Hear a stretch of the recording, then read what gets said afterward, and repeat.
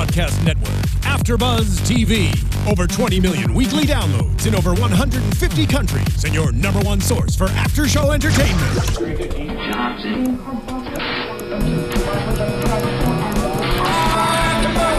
AFTERBUZZ TV, the destination for TV superfans. Producing aftershows for over 300 of your favorite TV shows. Interviewing celebrities and showrunners. And bringing you behind-the-scenes exclusives. All thanks to E! Entertainment's Maria Menounos, producer Kevin Undergaro, and internet leader Akamai.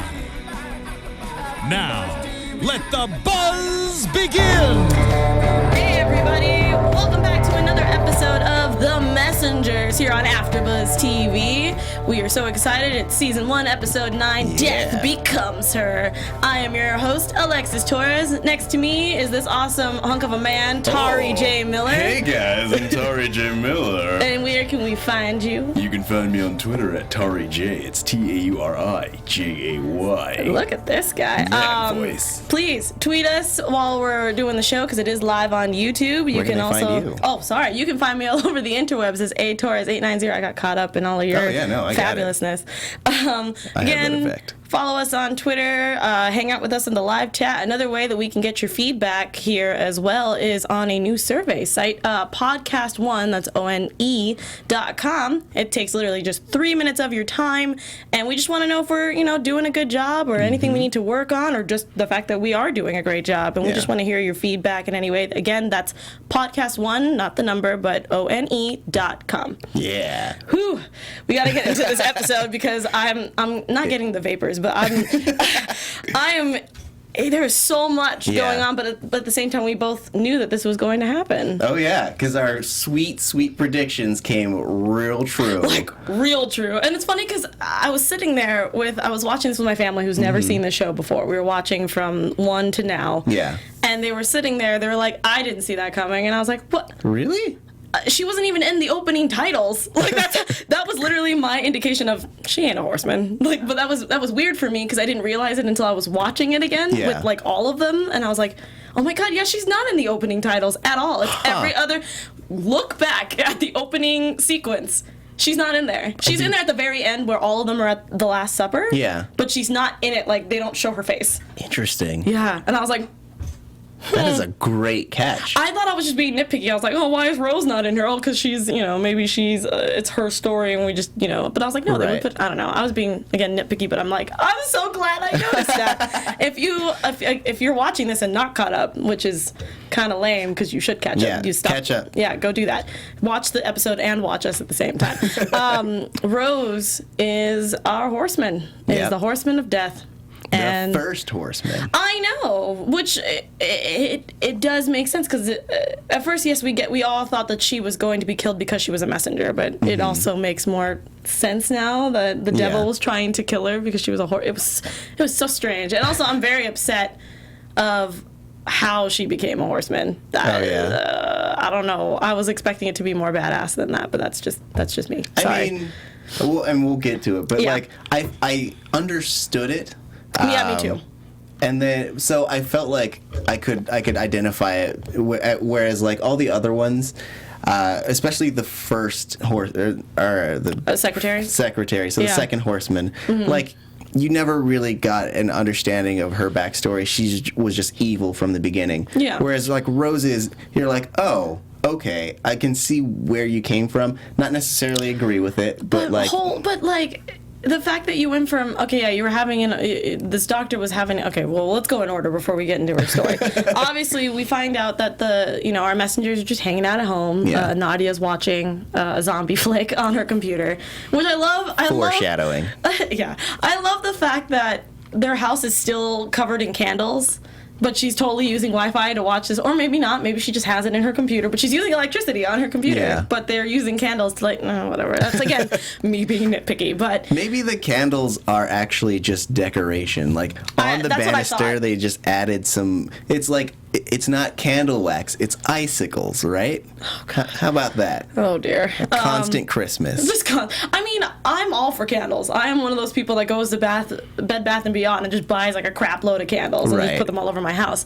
But at the same time, it's just in my brain of just like, you have electricity, why are you using them? But there was like an uber amount of Right. I'm not gonna get into that, but so they come back and half of the group is at the Last Supper getting dinner, and I'm like, man, this is the spot. I want to find the Last Supper. I want to eat there. Apparently their food is fantastic. Joshua gets a call while they're picking up food, and I was just thinking about that she got country fried steak and I got hungry. Dang it. It sounds tasty. It does sound tasty. But yeah, he gets a call from Rose, and it's frantic, and she's saying that she was caught by Leland, and to meet them at a cemetery, which should have been the first flag. Yeah, because not important. But in my brain, I was thinking he's going to go pick her up at the airport. How did she get from the airport to the cemetery? Right. You know what I mean? That was such a random location. So that was on my first flag of like, hey, buddy, something's not right. Right. But of course, you're not thinking that as soon as somebody is like in peril. You're like, I gotta get to her. I mean, and if she was being chased, she wouldn't stay in the airport. So maybe no, it totally makes sense. Yeah. I don't know why in my brain I was like, cemetery. No, yeah, there's usually not a cemetery big. and an airport like within each other. I'm thinking like in California where like the airport is all the way in LA, and then we have like a cemetery that's like miles away from it. But that's foreboding. Yeah, you know what I mean. I was just like, this is weird. Right. But yeah, so I think it's Koa, Raul, Josh, and Vera who are in the bar. And of course, the lights start to flicker and everything. I'm like, guess who's here? This was actually my favorite sequence from the whole show. Yeah, me too. Yeah. Me too. I was like, the devil needs to enter like this every single time. Yeah, it was so menacing. It was great. The lights flickering, him like doing some weird, like, I see in my brain, I was thinking Pokemon agility because of that weird. I don't know why I thought of that. I was like, I get that. Yeah, so he was doing some weird phasing of going from teleporting from one part to another. Yeah. And then he just shows up and like all the doors start slamming. I was like, this is the best. I love you, man. Oh, speaking of, I have to throw his shout out later. He tweeted me or retweeted me that I was like, from the last episode, how he was like, I am your god. Yeah. And so I'm like, you're just upping your entrances. I'm loving it, buddy. It's great. He's so charming too. This is actually the first time where I feel like, even though everybody says the devil's evil, which technically he is, and everything like that, but this is the first time where it really shows that serpent-like charm. That's not technically bad. He just knows how to get what he wants more than anything. And technically, because of the fact that his children, as I like to put it, are not listening to him. So what do? You go to, you try to... You seek guidance or counseling. Or, from who was another parent or whatever, that kind of thing. So... I love that, but of course, this is the devil we're talking about, so I can totally understand. They're like, I don't trust you. I'm like, yeah, totally, I completely agree. But I couldn't find a way for the devil to convince them better without this story, which I'm really glad we got. Well, I feel like... Oh, here we go. I feel like he could have, started with the surveillance footage. He has to be flashy. He's the devil. He did, yes, I get that. Because, he was real... beat around the bushy. He's like, I'm going to tell you a story. And they're like, just tell us. And he's like, no, sit down. I'm going to make some drinks. We're going to have a good time. So I'm going to let you guys know that this is the deal.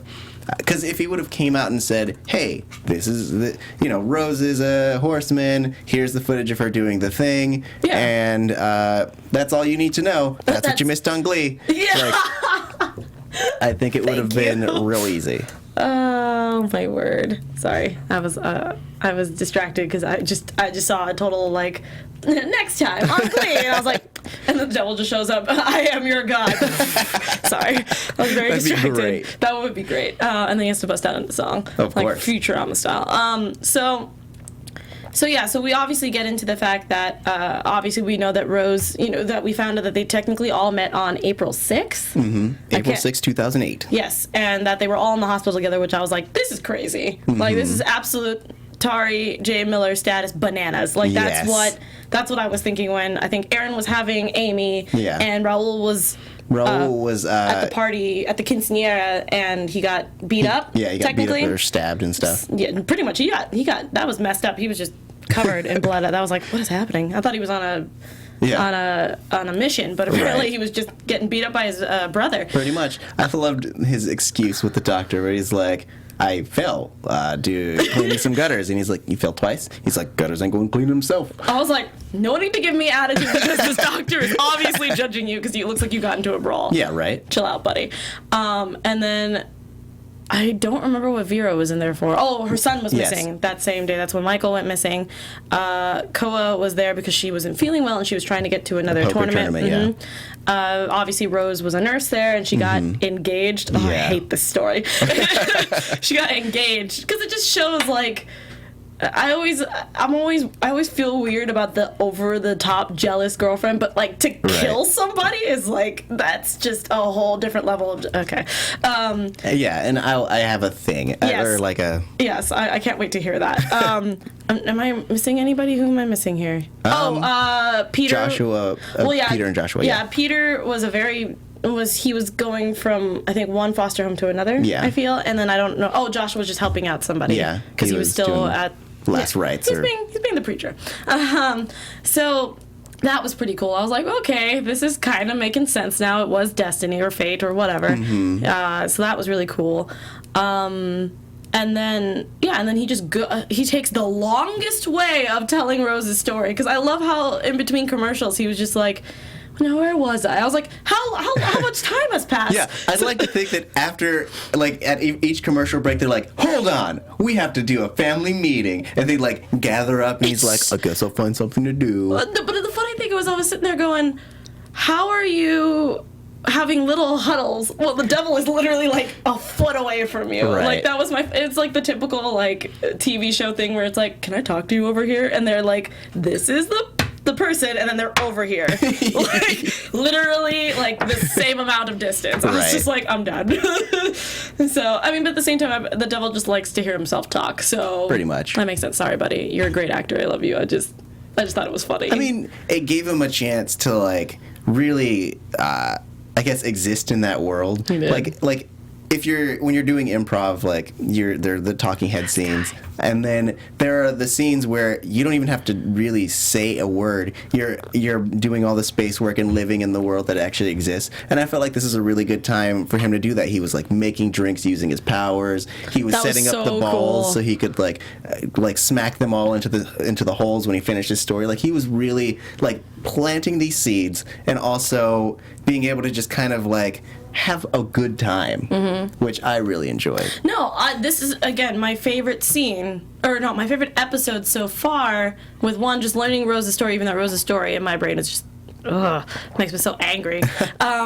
And at the same time, I liked that we got more screen time of the devil. Usually he's just in and out, here and there. But I love how they explained it from episode 1 to now of just like, why did you do this? And you did this. And he explained himself. And it was just really nice to see. I always mess up his name. It's, I'm not going to do it. You're going to get no help from me. No, I was like, I love that actor. That's all I'm going to say. But he's going to kill me on Twitter later. Yeah. But I just love his charisma and his charm this whole episode. And I really liked how you can really see our messengers really overthinking, like, do we really trust him? Like, this just doesn't sound like our Rose. She put us all together in this and this and this. So, again, if you don't know the story of Rose, pretty much she was a nurse at a hospital. At the hospital that I think she was in a coma in the first episode. She was having an affair. Well, he was having an affair with her. A doctor. I can't remember the doctor's name off the top of my head. It was... You have the doctor's name? I missed that. Dr. Charles Hart. There you go. No pun intended there. Yes. Dr. Charles Hart or Dr. Hart. Chuck Hart. Nice. Chucker Hart. Yeah, pretty much. But I don't blame him because, well, he's still a scumbag because he technically cheated, but we're not going to get into those kind of politics. But, yeah, so Dr. Hart was having an affair, with Rose, and she was falling in love with him, and she wanted him to leave, typical, other woman kind of stuff. Right. Leave your wife for me, we're in love, we're going to be happy. Sadly enough, his wife got into a really bad accident.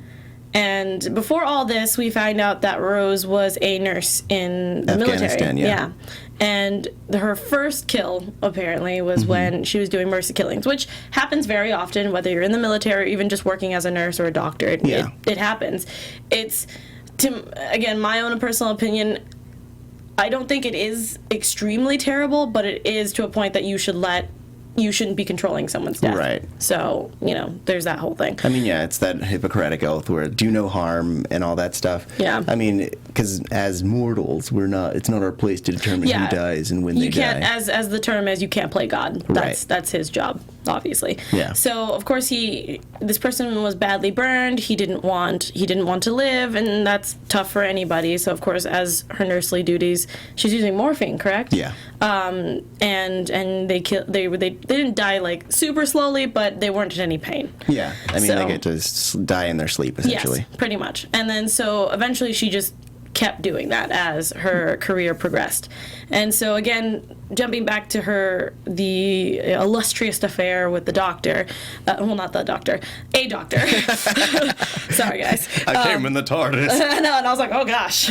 But so his wife is very badly hurt, and she can't do anything at this point. She's laying in bed, and of course Rose is super upset that he is going to stay by her side because of her accident and that he made a mistake and he loves her. So when the doctor was outside of the room, she came in and did her usual mercy killing and she took.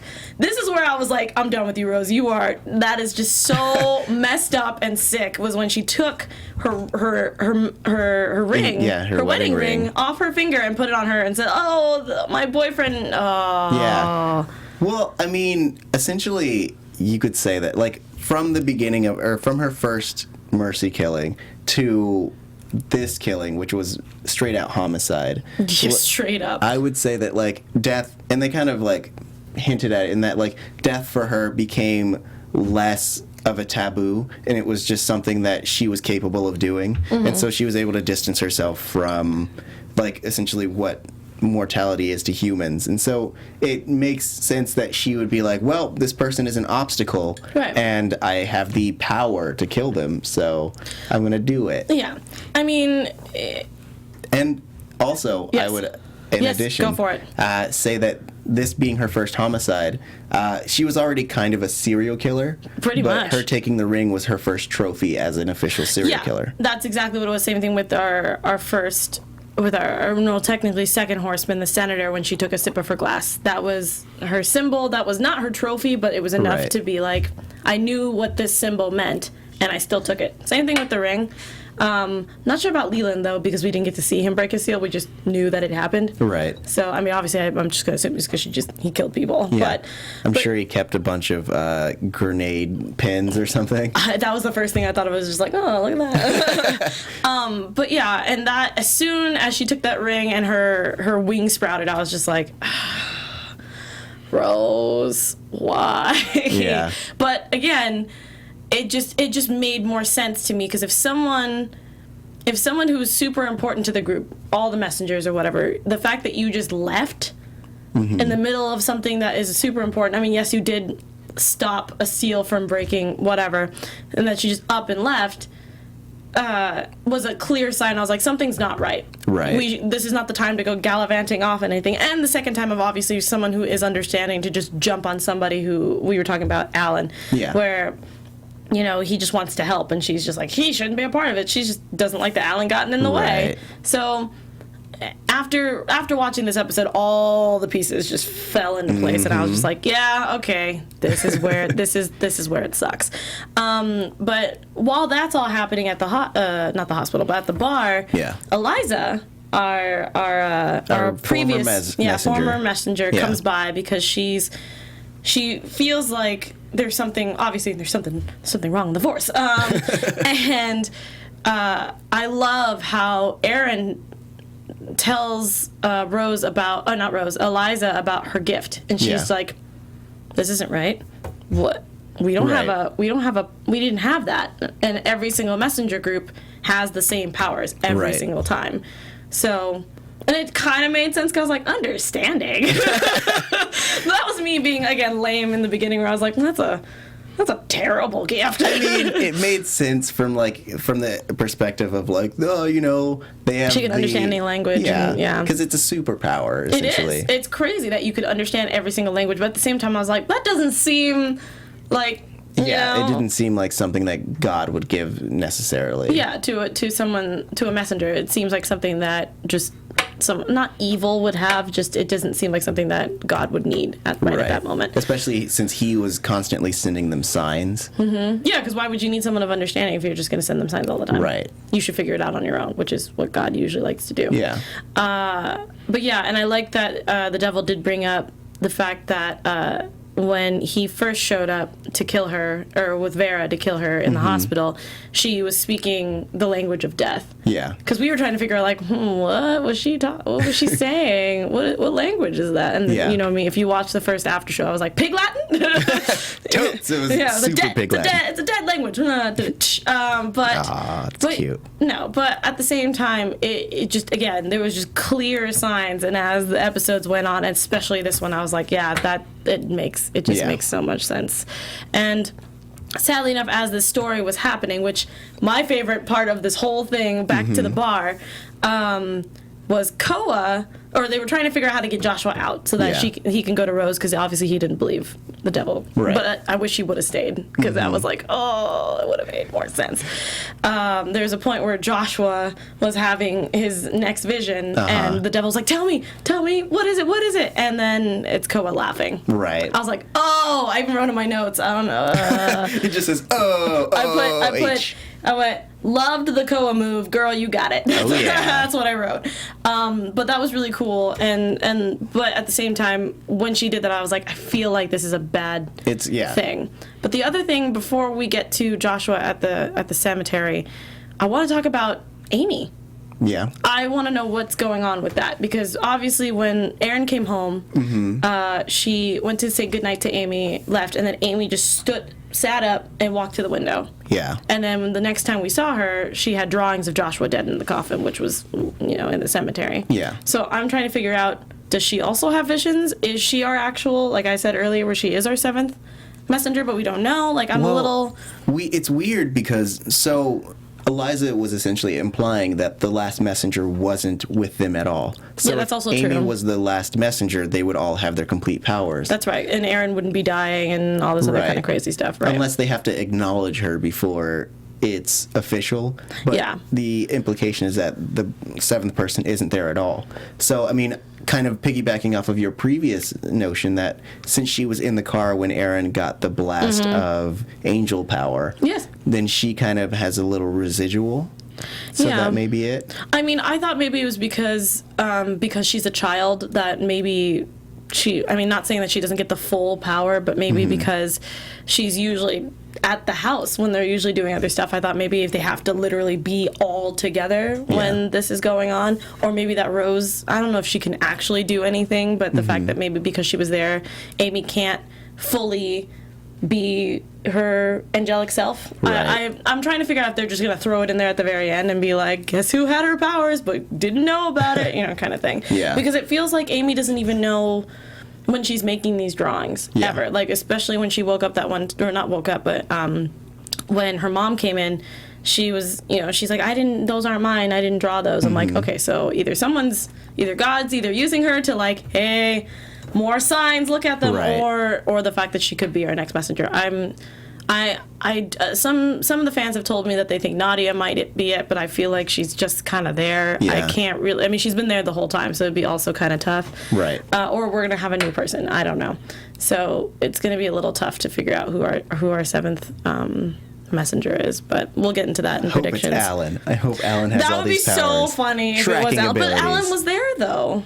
For a couple of them, for the one mission, though. For the one mission, but he's been gone most of the time. That's true. He was there when Erin was fixed. That's true. But he hasn't been there the last couple episodes when everything has been wonky. And in the beginning, too. Yeah. Yeah, okay. So, and that would explain why Rose really didn't want him there. Yeah, that also makes sense, because I was also thinking, I'm like, okay, Alan could be it because Rose was pretty upset at him. So if he is the last messenger, she could be trying to keep him away. But the same thing with the Amy story, too. Right. So one of the A names has to be something of that nature, or I don't know.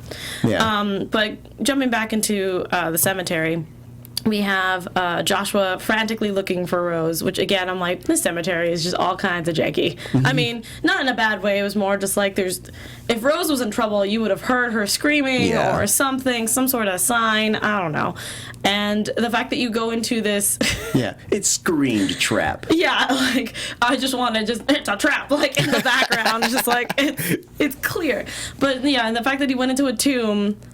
Yeah, no, it looked like a tomb. I don't know how else to put it because I don't really know what those are. It was a crypt. Yeah, it was a crypt. Yeah. And, that he went in there and they're all, Rose is dressed in black. I was like, clear side! Yeah. All the horsemen are wearing black. She's never worn black the whole time that she started here, but okay, sure. And yeah, that whole altercation was just... there was so much going on at that point, and I was sitting there going, Joshua, you made a terrible mistake, sir, going by yourself. I've made a huge mistake. Yeah, that's exactly what I was thinking the whole time. Well, but I will say that I really like Evil Rose. She played it really so well. Cool. Her powers are awesome. Yeah, I didn't realize that she could shoot beams out of her hand. Because the other horsemen can't do that. Yeah, they just kind of hang out. Yeah, well, it's funny because I'm gonna assume because she's been a horseman longer. Yeah. Kinda. She's been able to develop them more. Yeah, I mean, technically, even though she was in a coma, we don't actually know like if she's like getting up and moving around when like the hospital is not busy or anything like that. But yeah, the fact that she throws Joshua up against the wall and then sucks his soul? Yeah, she gives him the kiss of death. Yeah, that's what I thought. I was like, because when it happened, I was like, what? And then it happened, I was like, oh, Joshua, you idiot. Yeah.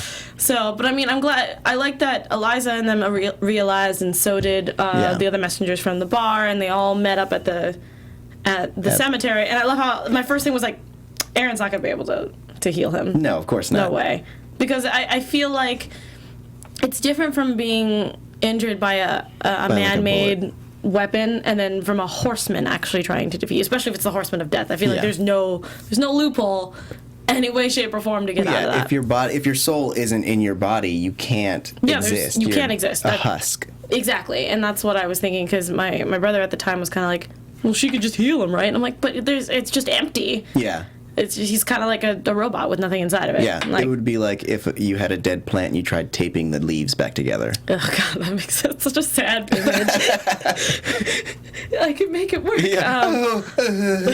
Put it back. It makes me so sad. But that's what it's like. That is, and I completely agree. But I love that, of course, the devil just knows how to chime in, and he's just like, I can bring him back. And I was like, oh, I don't know how I feel about this. Yeah.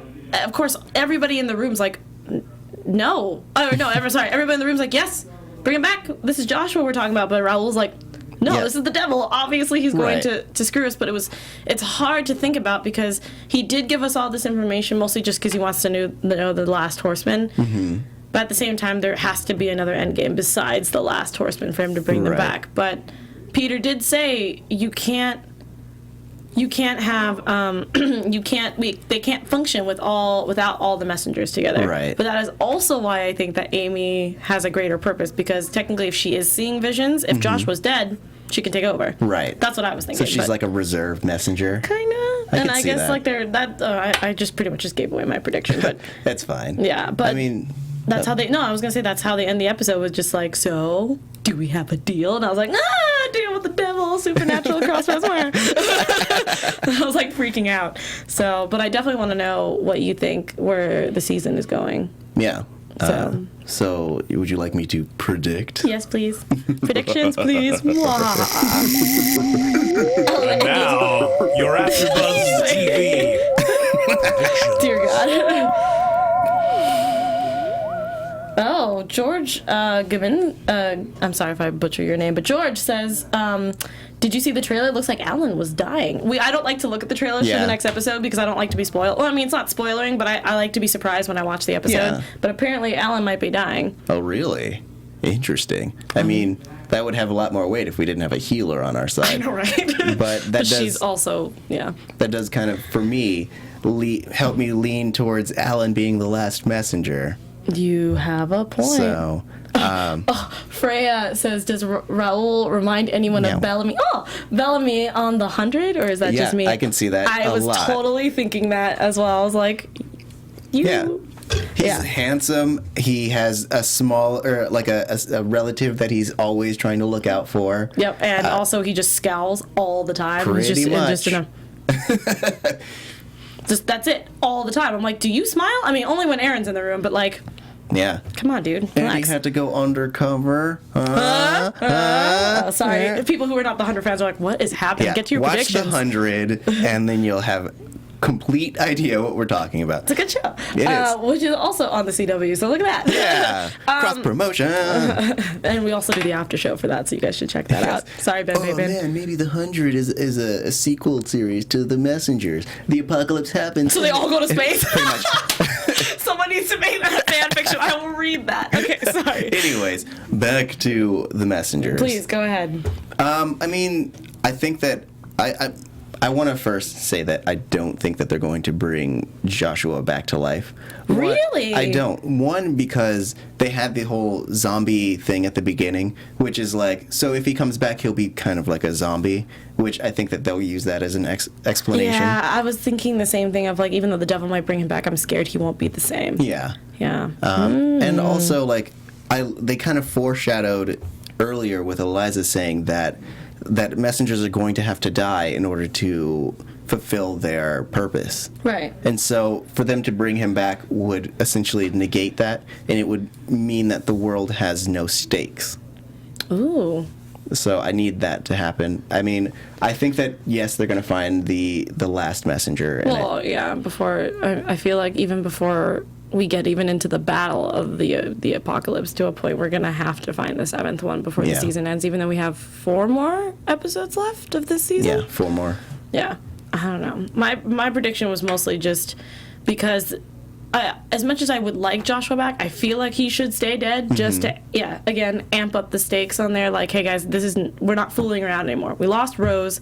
We definitely lost Joshua. Yeah. Now it's time to find the kids, not the kids, but Michael, and also just protecting the world in general. And I feel like Eliza's definitely going to have a huge role in that. Maybe she won't be the new because technically she was the one with visions, but she doesn't have them anymore. And maybe she can teach Amy. Yeah. To hone in her power, which is obviously that's what's happening, at least in my brain, and really show her that even though, yes, you are drawing these out, we need you to start verbally telling us every single time this is happening, or just or her mom needs to be in the room when these are happening, because obviously these are happening when she's like out and about being a messenger.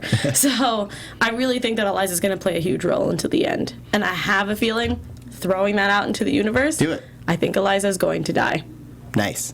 That'd because, be good. I mean, even though she's been helping this whole time, I feel like as a helper in the hero's journey kind of thing, she has to die. Yeah, she's like the Obi-Wan of this story. Yeah. So I feel like Amy is going to be a huge part of Eliza's life. Eliza, same thing, and Peter.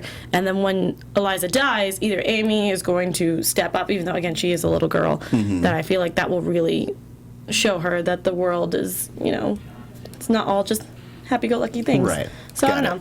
But I love this series, and it's awesome. And I really want to know what you guys think. I didn't get to read a lot from the chat, but we're really appreciative that you've been hanging out with us this whole time during this show. Yeah, thanks for tweeting at us. Thanks for the comments and all that stuff. Yeah, we really appreciate it. We're definitely going to be getting some guests coming in for the last few episodes. I'm very excited for that. And Allison will be back next week. She's off doing messenger things. But... Or is she doing horseman things? Ooh, I don't know. Oh, don't do that. Don't do that. Alice is our Rose. I know, right? Can you imagine? But please tweet us, youtube.com, AFTERBUZZ TV, or podcast1.com, iTunes, SoundCloud. We're all over the map. You can find me at Torres890. Tauri? You can find me on Twitter at TauriJ. It's Taurijay. Thanks, guys, so much for hanging out with us, and we will see you next week for episode 10. Bye. From executive producers Maria Menounos, Kevin Undergaro, Phil Svitek, and the entire AfterBuzz TV staff, we would like to thank you for listening to the AfterBuzz TV network.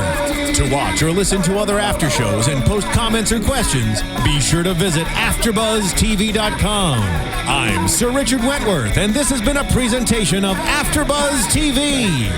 Buzz you later. If you views expressed herein are those of the hosts only and do not necessarily reflect the views of AfterBuzz TV or its owners or principals.